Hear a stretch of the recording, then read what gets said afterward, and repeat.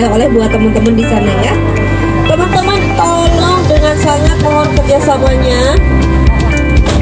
Hati-hati tas kalian, handphone, dompet, hati-hati.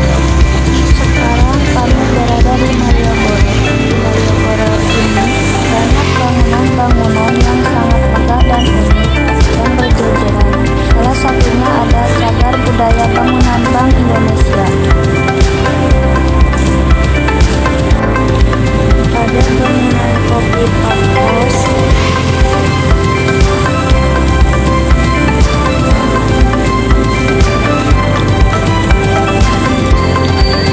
Ada kantor pos dan juga ada banyak bangunan-bangunan yang lainnya.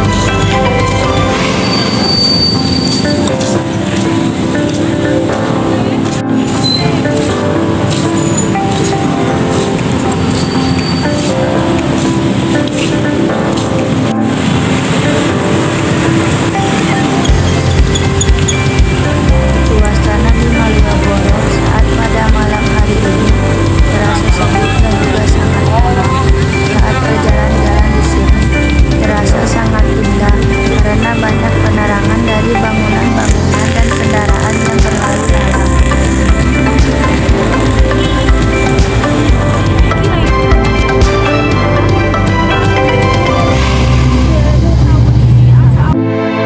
Sekarang kami sedang bersiap-siap kembali untuk melanjutkan perjalanan ke Candi Prambanan.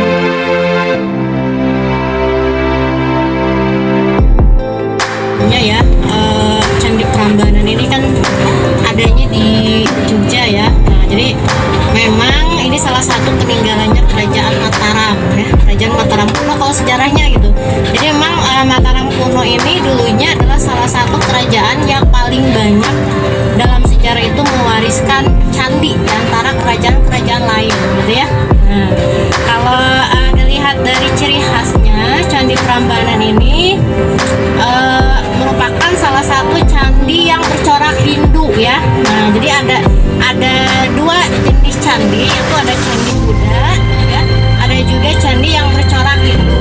Nah, kalau ada yang tahu nggak kalau Borobudur coraknya apa, Hindu apa Buddha?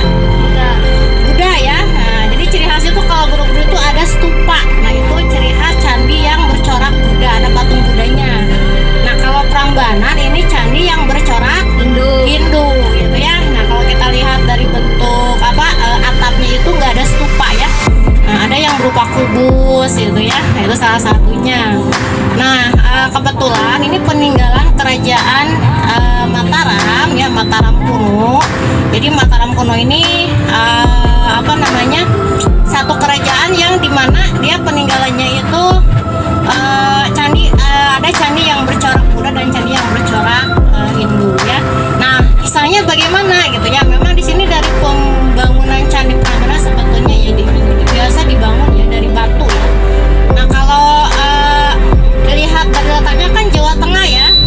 Nah, ada yang unik sebenarnya. Kalau candi-candi yang dibangun di Jawa Tengah itu batunya itu terbuat dari batu gunung, batu kali. Makanya bisa dibilang candi yang dibuat di Jawa Tengah itu reliefnya itu pembuatannya itu rumit ya. Kenapa? Karena dari segi reliefnya itu coba lihat aja ya, lebih rumit dibandingkan dengan candi yang dibuat di Jawa Timur. Kalau candi Jawa Timur itu candinya terbuat dari batu bata merah gitu. Karena dia disesuaikan dengan ketersediaan batunya. Mungkin kalau di Jawa Tengah itu banyak batu gunung, batu kali. Bisa dibayangkan kan ya? Itu dibuatnya itu kira-kira ya kira-kira itu abad ke-8 9 Masehi ya, kebayang ya.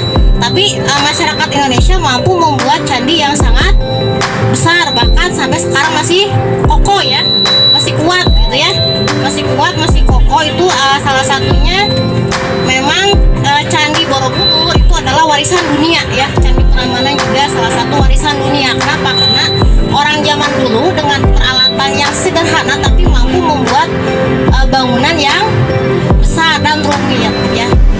Nah, sejarahnya gimana? Ini memang ada satu sekelumit kisah gitu ya, di balik dari pembuatan candi Prambanan ini, disebut juga dengan candi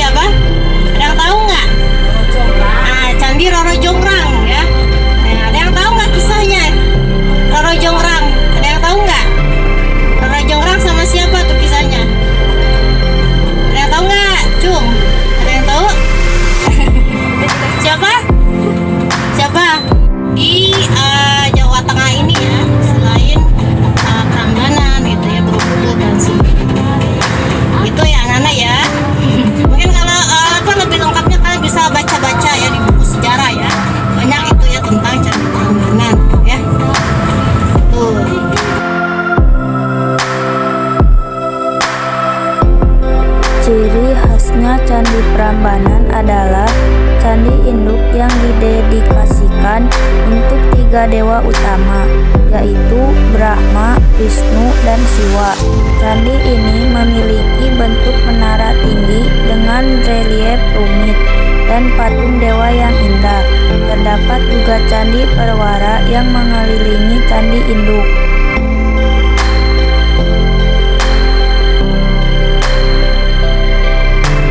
Sebagai peninggalan kebudayaan Hindu terbesar di Indonesia, Candi Prambanan memang memiliki pesona keindahan tersendiri.